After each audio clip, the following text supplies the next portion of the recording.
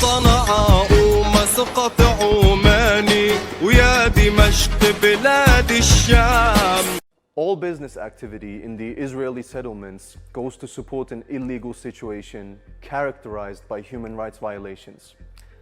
Amnesty warned major companies pointing out the human rights violations in the occupied region. According to the United Nations and OECD guidelines, companies do have a social responsibility in the area of human rights. Let me break it down for you. Companies can and should use their influence to stop or reduce human rights violations.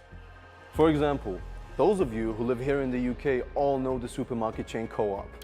They openly say they won't do business in illegal Israeli territories. Now, you might say, well, there's money to be made, and if I don't do business out there, someone else will.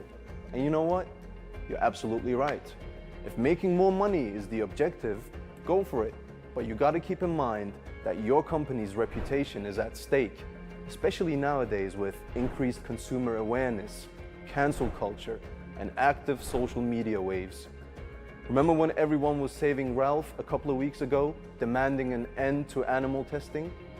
So if there can be a global campaign to ban cosmetic testing on animals, I'm sure there can also be a campaign for Palestinian human lives. I'm not an attorney, but depending on your involvement as a brand, you might even be held legally responsible for those violations. The UN published a list with 112 companies that do business in the occupied West Bank. It's worth checking out. You'll recognize a few companies that seem to be so woke when social issues come up. Turns out they're not so worried about human rights violations in that part of the world. I'm not going to accuse them of having double standards because it's clearly more than just that when you're ignoring UN guidelines.